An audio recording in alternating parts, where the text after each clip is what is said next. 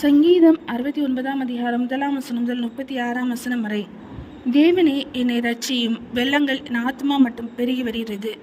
ஆழமான உலையில் அமிழ்ந்திருக்கிறேன், நிற்க நிலையில்லை. நிலையாத ஜலத்தில் ஆழ்ந்திருக்கிறேன், வெள்ளங்கள் என் மேல் புரண்டு போகிறது.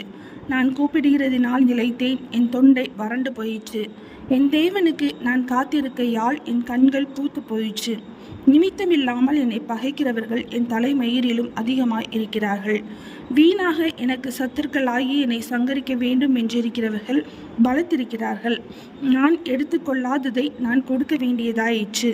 தேவனே, நீர் என் புத்தியினத்தை அறிந்திருக்கிறீர். என் குற்றங்கள் உமக்கு மறைந்திருக்கவில்லை.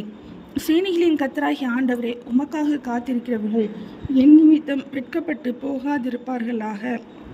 இஸ்ரவேலின் தேவனே, உம்மை தேடுகிறவர்கள் என் நிமித்தம் நாணமடையாதிருப்பார்களாக. உமது நிமித்தம் நிந்தையை சகித்தேன், இறைச்சை என் முகத்தை மூடிற்று.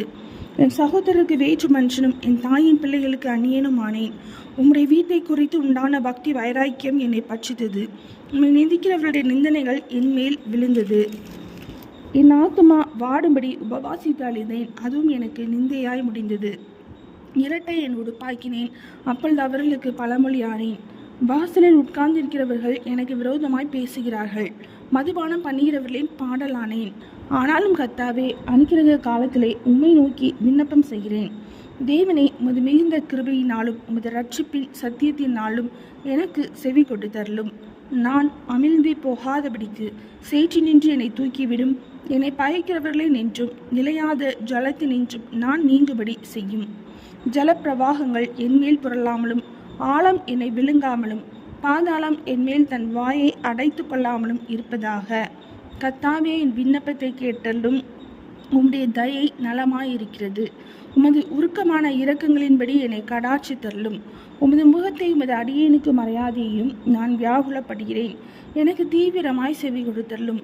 நீர் அதை என் ஆத்மாவிடத்தில் வந்து அதை விடுதலை பண்ணும். என் சத்துருக்களை நிமித்தம் என்னை மீட்டு விடும்.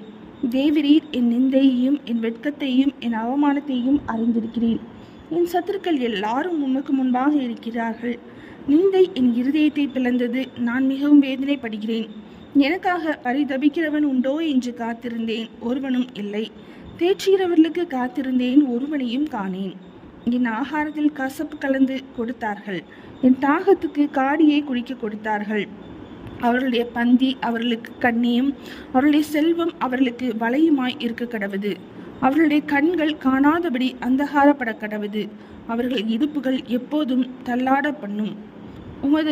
உம்முடைய உக்கிரத்தை அவர்கள் மேல் ஊற்றும். உம்முடைய கோபாக்கினி அவர்களை தொடர்ந்து பிடிப்பதாக. அவர்கள் வாசஸ்தலம் பாழாக கடவுது. அவர்களுடைய கூடாரங்களில் குடியில்லாமற் போவதாக. தேவரீர் அடித்தவனை அவர்கள் துன்பப்படுத்தி நீர் காயப்படுத்தினவர்களை நோக பேசுகிறார்களே.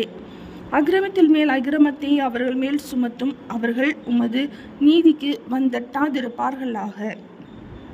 ஜீவ புஸ்தகத்திலிருந்து அவர்கள் பேர் கிறுக்கப்பட்டு போவதாக. நீதிமான்கள் பேரோடே அவர்கள் பேர் எழுதப்படாதிருப்பதாக. நானோ சிறுமையும் துயரமும் உள்ளவன். தேவனே, உடைய ரட்சிப்பு எனக்கு உயர்ந்த அடைக்கலம் ஆவதாக. தேவனுடைய நாமத்தை பாட்டினால் துதித்து அவரை ஸ்தோத்திரத்தினால் மகிமைப்படுத்துவேன். கொம்பும் குளம்பும் உள்ள காளை எருதை பார்க்கிலும் இதுவே கர்த்தருக்கு பிரியமாயிருக்கும். சாந்த குணமுள்ளவர்கள் இதை கண்டு சந்தோஷப்படுவார்கள். தேவனை தேடுகிறவர்களே, உங்கள் இருதயம் வாழும். கர்த்தர் எளியவர்களின் விண்ணப்பத்தை கேட்கிறார். கட்டுண்ட தம்முடையவர்களே அவர் புறக்கணியார். வானமும் பூமியும் சமுத்திரங்களும் அவைகளில் சஞ்சரிக்கிற யாவும் அவரை துதிக்க கடவுது. தேவன் சீயோனை ரட்சித்து யூதாவின் பட்டணங்களை கட்டுவார். அப்பொழுது அங்கே குடியிருந்து அதை சுதந்திரித்துக் கொள்வார்கள். அவருடைய ஊழியக்காரரின் சந்ததியார் அதை சுதந்திரித்துக் கொள்வார்கள். அவருடைய நாமத்தை நேசிக்கிறவர்கள் அதில் வாசமாயிருப்பார்கள். சங்கீதம் 69ஆம் அதிகாரம் முடிந்தது.